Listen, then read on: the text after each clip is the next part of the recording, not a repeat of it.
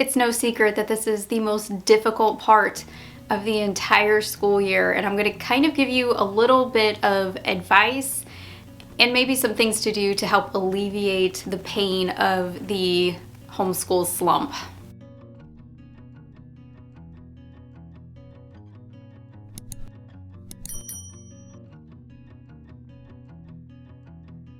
Hey guys, welcome to my channel. My name is Mandy, the Handmade Homeschooler, and today is another quick tip video, and I'm really going to focus in on the homeschool slump that tends to happen almost every single year this time of year. So it is January, February, and these 2 months are typically the most difficult to get through. Now, why is that?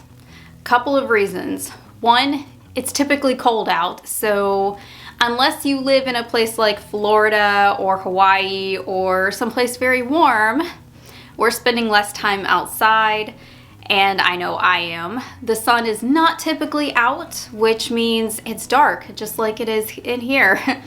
If you can't tell by my yellow lighting, it is dark, cold, and raining today, and if it was just a wee bit colder, it would be snowing. So I feel your pain, like I'm there with you. Also, we just got through all of the holidays, and there's not another big holiday for quite a while. So there's not a whole lot to break up the monotony of January and February. Now, if you feel like you're the only one going through this, you are not, because this even happens to regular teachers, because I was there. January and February are typically the 2 hardest months to get through. It's like this 8-week period that seems to last for 8 years.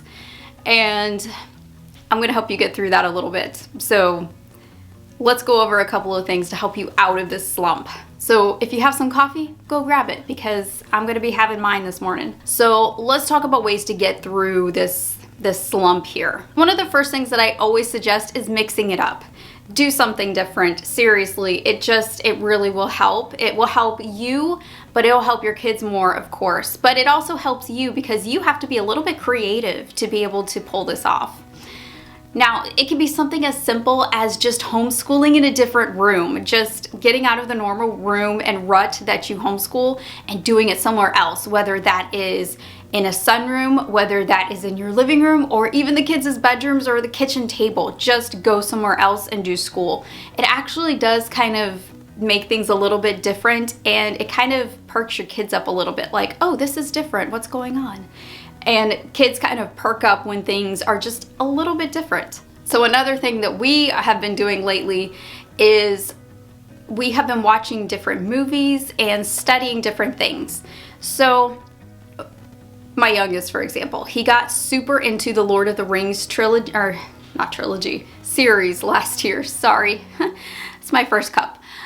He got into the Lord of the Rings series last year and read all of the books, and it's been one of his favorite ever since. So what we've been doing is we're getting the movies. We haven't told him yet, but shh, he's gonna be so excited. But I wanna start with some of the first movies and kind of just do a movie night every week. Maybe like on Fridays when we have less schoolwork, or even on a Wednesday when we have less schoolwork, and do something like that. One thing that I suggest is doing a movie night and letting the kids eat on the floor in front of the TV. Let them have movie snacks, or let them have even pizza. I did this with my kids when my husband worked the night shift when he was in the military, and this broke up the monotony of the week like nothing else. They would call it a picnic.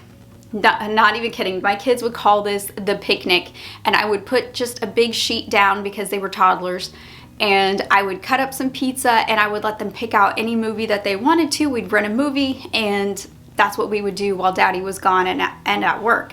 This worked like a charm, and it's something that we've just kind of carried over into their teen years because it's nostalgic and it makes them, you know, remember all of those fun times that we had.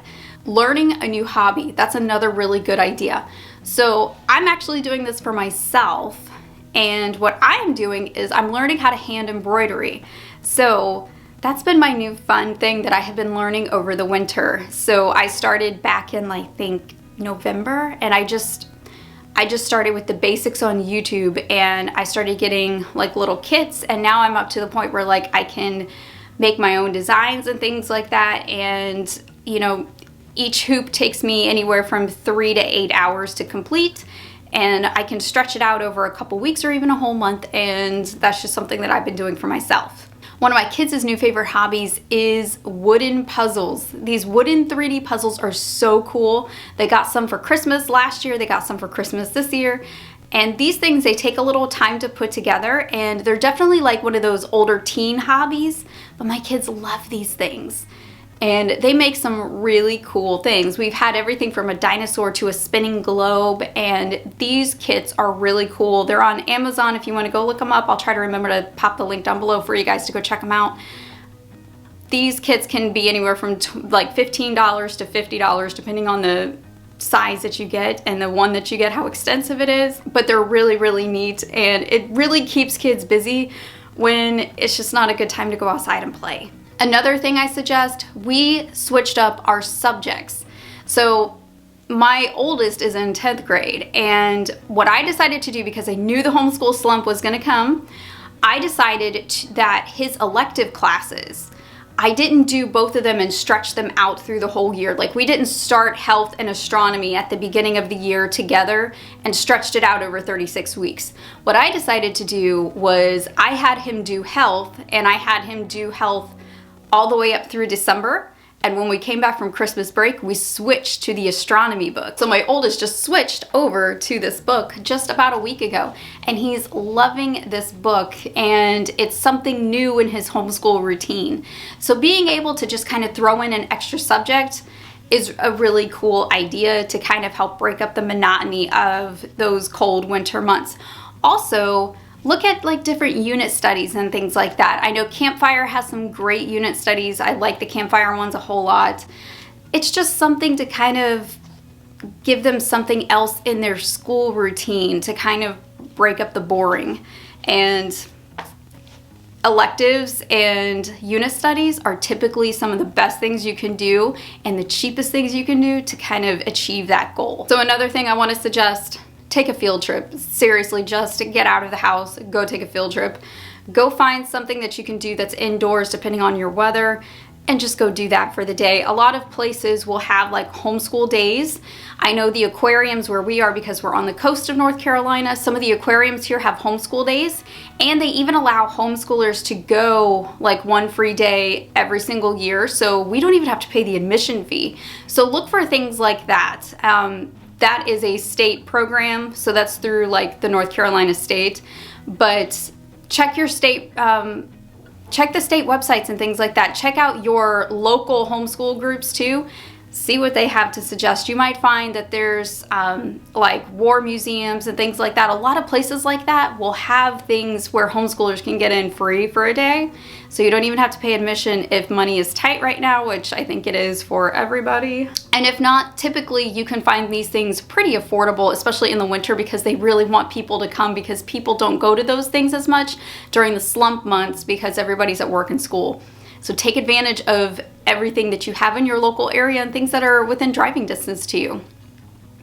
We were planning on going to the Ark and the Creation Museum, but with my son's ITP diagnosis, we have to stay near the Children's Hospital for right now until he's at least cleared. So that's kind of a bummer. We were gonna go see some family, and we were gonna go hopefully up to the Ark, and now I'm looking for alternatives here locally. So I am in the same spot that you guys are all in.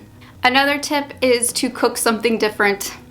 So I typically like to do things even for smaller holidays like Valentine's Day that's coming up. I will, leading up to the holiday, make Valentine cookies and Valentine themed desserts and treats for the kids for like a week or two prior, and I'll even decorate the house. Doing those things for smaller holidays just kind of breaks up the monotony a little bit. They have different looking snacks and they have different looking decor out, and it just kind of helps everything flow a little bit better, and it helps get their mind off of just the humdrum of every day. Now, of course, you don't have to do these things if you don't want to celebrate those holidays. My wedding anniversary is actually the day before Valentine's Day, so it's kind of like a 2-in-1 for my house. So it's kind of just something that we lightly celebrate at my house just because it's our wedding anniversary. So I always thought that that was cool. So we like to kind of do that with the kids so they get to feel like they're a part of it too. And because my husband was military, there was a lot of years he wasn't even home for this stuff. So now that he is, I typically go a little overboard because he used to miss so many holidays and birthdays and anniversaries. So now that he's retired, I feel like I can finally celebrate things like a normal person. So, you know, I take advantage of it fully. All right, those are my quick tips for today. Let me know down below in the comments, what do you do to get through the winter months, especially you homeschool experienced mamas? What do you do to get through January and February, those 8 weeks where you want to go crazy? Let me know.